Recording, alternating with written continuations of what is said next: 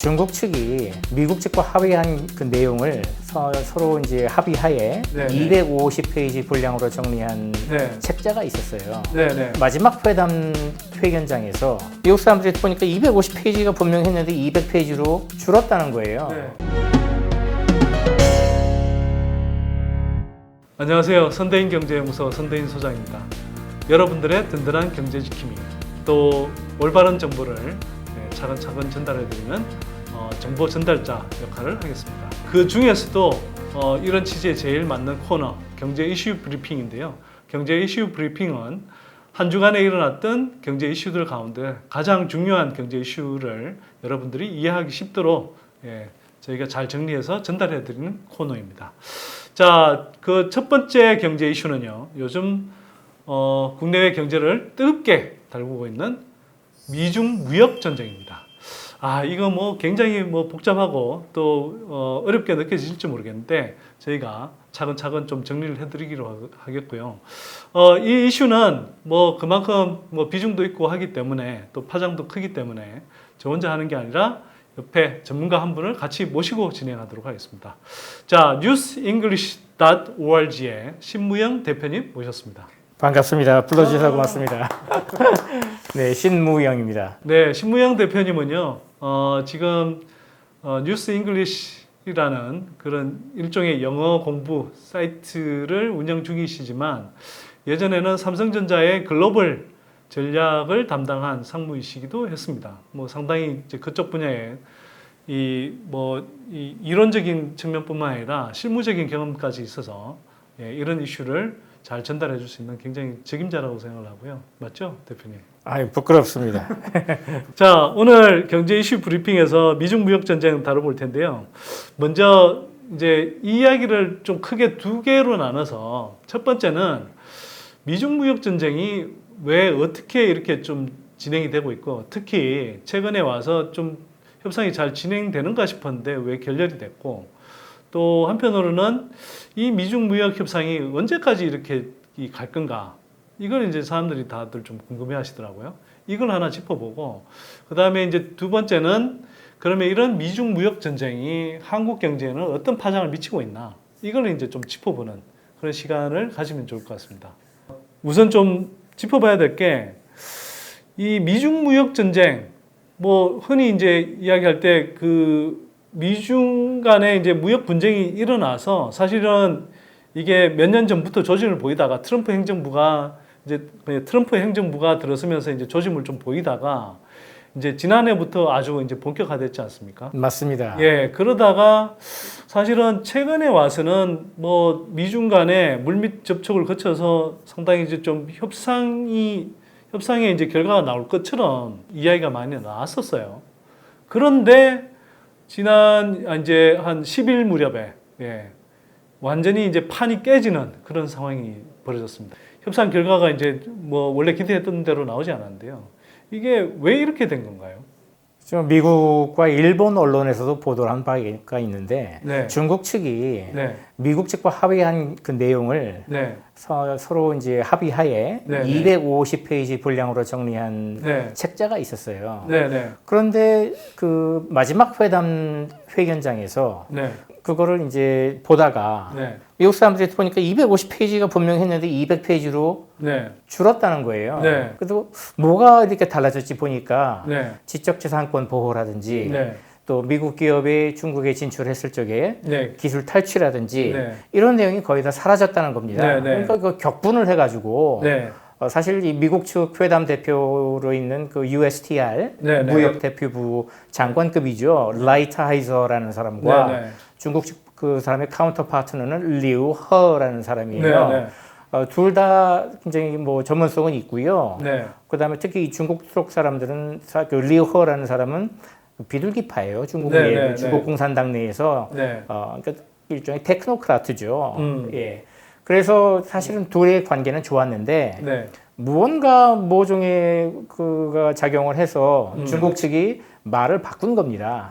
그래서 미국 측이 박차고 나간 것이죠, 결과적으로. 그래서 이런 걸 봤을 적에 무역 전쟁이라고 표현을 하셨는데 저는 무역 전쟁이라는 표현보다는 패권 전쟁 또는 패권 경쟁이라고 보는 게 더 정확하다고 예, 보고요. 그 잘 지적을 하셨는데요. 예. 사실 이제 뭐 지금 현상적으로 미중 간의 이제 무역 분쟁 또는 전쟁 뭐 이렇게 이제 이야기를 합니다만 사실은 그 뒤에 숨어 있는 건 패권 경쟁이 이제 그 크게 놓여 있다 이렇게 이제 볼 수 있잖아요. 제가 보기엔 이래요. 이제 미국이란 나라가 지금 뭐 세계에서 이제 일종의 원톱 국가였는데 수십 년 동안. 그렇죠. 예, 특히 이제 동구 공산권 붕괴하고 난 다음에 소련이 사라지고 그러면서 거의 원톱 국가였는데 중국이 처음에는 그냥 뭐 개발도상국 정도인가 했는데 이제 워낙 뭐 땅덩어리도 크고 인구도 많지만 이제 굉장히 고속 성장을 거듭하다 보니 어느덧 이제는 경제 전체 규모가 GDP 규모로 따졌을 때 미국이 한 3분의 2 수준까지 올라왔단 말이에요. 네. 거의 한 65% 수준까지 올라왔거든요. 네. 그러다 보니 이제 미국 입장에서 보자면 저거 가만 놔두다가는 중국이 뭐 미국 경제를 뭐 얼마 있지 않아서 능가하겠네. 뭐 이런 이제 생각을 할 수도 있고. 근데 이 경제뿐만 아니라 정치 군사적인 측면에서도 그렇고 또 한편으로는 각종 뭐 이제 연결돼 있는 문제입니다만 뭐 산업적으로도 굉장히 이제 기술 발전이 특히 혁신 산업적으로 빠르게 올라오는데 그런 것들이 보면 뭐 아까 이야기했듯이 중국이 뭐 지적재산권을 보호하지 않는다든지 또는 뭐 다른 외국 미국 기업들을 포함해서 다른 외국 기업들의 이제 그런 뭐 사업 제휴라든지 뭐 여러 가지 형식을 통해서 하면서 결국은 기술을 빼내가서 이제 자국 기업을 키우는 데 쓰더라. 이런 이제 미운지 의식이 되게 이제 좀 강한 거죠. 그래서 이때쯤 한번 좀 길을 꺾어놔야 되는 것 아니냐. 이런 이제 심리가 좀 작용을 하는 것 같고요. 결국은 그 패권 경쟁에 예, 그 측면에서 지금 미중 무역 분쟁도 좀 일어나는 것 같아요. 그 부분 관련해서는 뭐 좀 어떻게 보세요? 패권 경쟁이라는 측면에서 보자면 이게 단순히 한두 번에 그냥 이제 뭐 마찰이라든지 무역 분쟁으로 끝나지 않을 수 있다라는 게 사실은 또 전제일 수도 있는 것 같고요. 유럽 사람들은 지금 미국과 중국 갈등을 보면서 이야, 이거 브렉시트보다 더 징하다. 아, 이거 브렉시트보다 더 오래 질질 끌겠는데 그래서 이렇게 자기들끼리 얘기를 한다고 하는데 제 예상으로도 훨씬 더 오래 갈 것 같고요. 왜 그렇습니까? 그 패권 경쟁이기 때문에? 굉장히 복합적으로 서로 지금 얽히고 설켜 있어요. 제가 2012년과 13년에 영국 대기업의 한국 지사장을 했었는데 그때 제가 그 회사 이름을 말하기는 좀 그렇지만 뭐 전 세계 글로벌 기업에서 톱 3 안에 들어가는 한국에도 지사가 굉장히 큰 그런 글로벌 미국계 기업의 어떤 행사가 있어서 갔어요. 근데 그날 행사 주 연사가 누구였냐면 마이크로소프트 회사 이름을 말을 해버렸네요. 예, 뭐 마이크로소프트의 최고 보안 책임자가 왔어요. 그러니까 Chief Security Officer라는 분이 왔는데 뭐 제 바로 옆에 앉았어요. 그날 저녁 식사 때. 그래서 얘기를 하다 보니까 중국에 대해서 얘기를 시작을 하더니 그치질 않으면서 중국의 위협이 자기는 매일같이 그걸 느끼고 있다.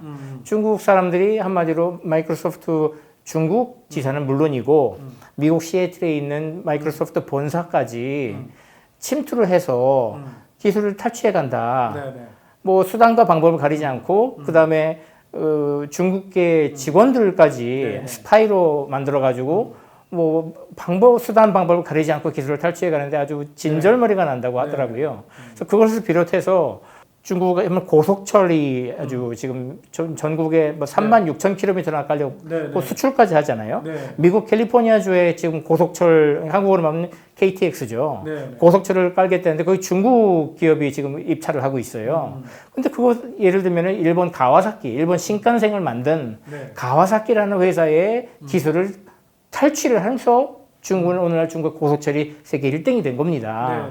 예, 그거와 마찬가지로 모든 분야를 가리지 않고 이렇게 중국 사람들이 서방 세계와 일본, 특히 일본, 독일, 미국 이 세 나라의 기술을 탈취하는 것이죠. 1990년대 그 유고슬라비아에서 그 갈등이 있었을 적에 미군의 그 당시 스텔스 그 전폭기 전투기는 굉장히 첨단 기술이었어요.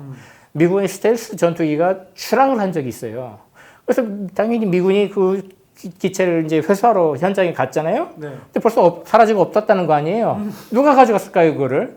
예, 중국 사람들이 이미 먼저 가서 미국 사람보다 더 먼저 가서 그거를 회수를 해간 거예요.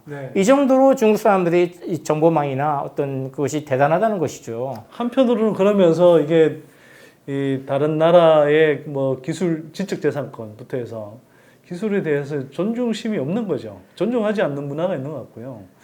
사실 뭐 제가 아는 그 국내 기업들 중에 하나도 뭐 크루셜텍이라는 회사가 있는데 이 회사가 사실은 원래 이제 그 스마트폰에 지문인식 솔루션을 이렇게 탑재해주는 그 기술을 가진 회사인데 이게 한때 중국의 1위부터 12위업체까지 다 이 계약을 맺어서 납품을 하고 있었어요. 근데 이게 이제 뭐 사드 열풍이 분다고 하면 그러니까 사드 사태가 이제 벌어지면서 그때 이게 이제 중국 정부의 압력 때문에 계약을 다 취소당한 거죠. 근데 그때 이제 납품하면서 이제 했던 그 지문인식 솔루션 그 관련한 기술들은 그게 다 자기네들이 이제 가져가서 이제 자체적으로 또 개발해서 막 쓰고 있다고 이런 이제 이야기들을 하는데요. 근데 한편으로는 또 이것도 좀 따져봐야 될 것 같은데 이렇게 어쨌거나 미국이 하는 데는 그 중국에 대한 그 이제 뭐 불신 또 자기네들의 어떤 패권을 이제 위협할 수 있다라는 어떤 그 두려움 이런 것들도 있지만 한편으로는 이런 미중 무역 분쟁을 통해서 우리가 그래도 충분히 중국보다는 잘 버틸 수 있다라는 경제에 대한 좀 자신감이 배경에 깔려 있는 건 아닐까요? 예를 들면 뭐 지금 미국 같은 경우는 1분기 성장률이 3.2% 정도로 이 선진국들 가운데 상당히 양호하게 나타났고 그 성장률 추이를 보더라도 이렇게 제가 한번 다른 나라들하고 한번 비교를 해봤는데 뭐 독일, 프랑스, 영국 이런 나라들 다 2018년 뭐 초부터 해서 계속 이제 성장률이 막 2%, 3% 수준에서 1%대로 이제 뚝뚝 떨어졌거든요. 근데 오히려 미국만 계속 성장률이 오히려 2%대에서 3%대로 오히려 높아지는 이런 현상이 벌어졌습니다. 그건 한마디로 얘기하면은 실리콘밸리와 보스턴, 시애틀로 대표할 수 있는 미국 테크놀로지 업계의 그 놀라운 이 파워 드라이브라고 봐야 되죠. 혁신 산업의 성장. 그렇죠. 예, 그 미국만이 자랑할 수 있는 그런 건데 중국과의 뭐 직접적인 무역 관계를 보더라도 중국이 미국에서 수입하는 액수보다 미국이 중국에서 수입하는 액수가 거의 4배 가까이 더 많습니다. 그리고 보면은 미국의 S&P 500이라고 그 지수에 들어가 있는 500대 기업이죠. 주로 대기업들인데 이 대기업들의 총 매출액에서 중국으로 수출, 그러니까 중국 현지 생산은 빼고요. 미국에서 만들어서 메이드 인 USA가 중국으로 가는 비중은 2% 조금 넘습니다. 얼마 안 됩니다, 사실. 그러니까 뭐 중국이 그렇게 해봐야 별로 타격받을 건 없고 중국한테 엿먹일 가능성은 굉장히 크다. 좀 더 좀 구체적으로 제가 봤을 적에는 이 트럼프 대통령이 그냥 기분 내키는 대로 하는 사람 절대 아닙니다. 뭐 본인은 뭐 성향은 그럴 수 있다 쳐도 어떤 전 준비된 각본이 있다고 보고요. 그게 두 가지로 볼 수 있는데 트럼프 대통령이라고 하더라도 마음대로 주무를 수 없는 어떤 사람 내지는 어떤 조직 이게 두 개가 있어요. 전 세계적으로. 어떻게 보면 트럼프보다 더 파워가 세다고 볼 수 있죠. 첫째는 미국의 중앙은행, 미국 연방준비제도이사회죠. 미국의 금리 정책을 다루는 연준이라고 줄여서 부르는데 뭐 그냥 미국의 중앙은행입니다. 그리고 두 번째가 중국 공산당 시진핑으로 대표는 중국 공산당 정치국 위원들이에요. 이 두 상대방은 트럼프 대통령도 어떻게 마음대로 할 수가 없거든요. 예, 그랬을 적에 그러면 이 두 중국 공산당과 미국 연준을 통해서 그 트럼프가 중국과 관련해서 어떤 일을 할 수 있느냐? 중국을 이렇게 궁지를 자꾸 몰아가면은 중국 정부는 그 중국 국민들의 지지를 사실 받아야지 이렇게 일당 독재를 계속할 수 있지 않습니까? 예, 그렇기 때문에 경기 부양책을 강하게 드라이브를 걸어야 돼요. 경기가 가라앉는 것을 필사적으로 막기 위해서 금리도 내리고 그 은행들이나 이 금융기관의 그 지급 준비율이라고 하죠. 지준율을 또 낮춰주고 한마디로 돈을 많이 풀어서 중국 경기를 부양을 시켜야 돼요. 근데 그렇게 되면은 사실 그 후방 효과, 전후방 효과가 뭐 미국을 포함해서 전 세계 주로 대기업들로 그게 갑니다. 그럼 주식시장은 더 오르게 돼 있어요.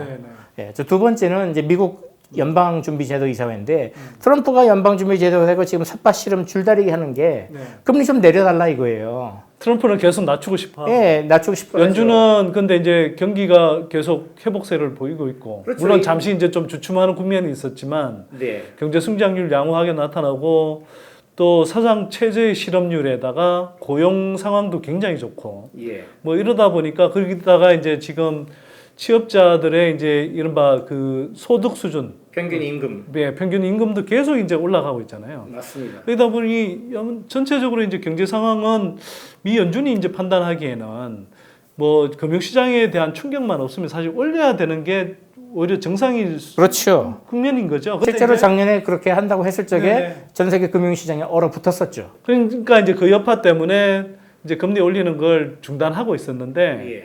또 이제 얼마 전에 그 미 연준 의장인 제롬 파월이 이런 그 뭐 물가 수준에 대해서 물가가 이제 미국이 금리를 결정하는 이제 중요한 주요 지표 중에 하나니까 물가 수준이 충분히 오르지 않은 건 뭐 일시적인 현상일 수 있다 이렇게 이제 또 이야기하면서 또 금리를 약간 올릴 것 같은 제스처를 취하니까 더 강하게 나오는 측면이 있는 거 아닌가 이런 생각이 좀 들기도 해요. 트럼프 입장에서는 재선을 위해서는 하여튼 금리가 좀 떨어져서 경기가 계속 이제 부양되는 예. 팽창되기를 원하겠죠. 그렇죠. 예. 그런데 이렇게 자꾸 윽박질러도 말을 안 들으니까 네. 중국 어떻게 보면 중국을 몰아세움으로 해서 네. 그 반사적 효과로 해서 미국 연준이 네. 금리를 올리지 못하거나 더 나아가서는 금리를 올해 한 번 더 내릴 수 있다고 지금 네. 그 금융계에서 일하는 이코노미스트들의 네. 서베이를 네. 뭐 거의 한 달에 두세 번씩 하거든요. 네. 뭐 블룸버그라든지 이런 네, 데서 보는 얼마 전까지만 해도 50% 정도가 네. 금리 한 번 인하 가능성이 있다고 했는데 이번 주에 새로 나온 조사는 한 75%까지 올라갔습니다. 네. 네. 그는 금리 인하가 임박했다는 것을 이제 컨센서스가 이루어진 것이죠. 네. 네. 예, 그래서 다시 정리해서 말하자면 트럼프 대통령의 계산은 중국을 이렇게 무역 전쟁이라는 걸로 압박을 함으로 해서 중국도 경제도 경기 부양을 시키고 네. 그다음에 미국 연준으로 하여금 금리도 내리게 해서 미국 경기도 거기에 더블로 또 팽창을 시켜서 네. 본인이 내년에 이제 그 대선 국면 아닙니까? 네. 그럴 때 뭐 아주 유리한 국면을 좀 몰고 가려는 네. 그런 속셈이 있다고 저는 네. 봅니다. 중국은 사실은 이제 미중 무역 분쟁이 좀 시작되면서 경기가 실제로 가라앉을 때 뭐 이른바 이제 좀 뭐 여러 가지 부양책을 좀 썼습니다. 그런데 이제 사실 뭐 2008년 뭐 경제 위기 때나 그럴 때에 비하면 이제 부양책 규모가 굉장히 작았고요. 다만 이제 이 부동산 시장을 좀 타이트하게 조이고 뭐 중국도 부동산 거품이 굉장히 이제 심하게 끼지 않았습니까?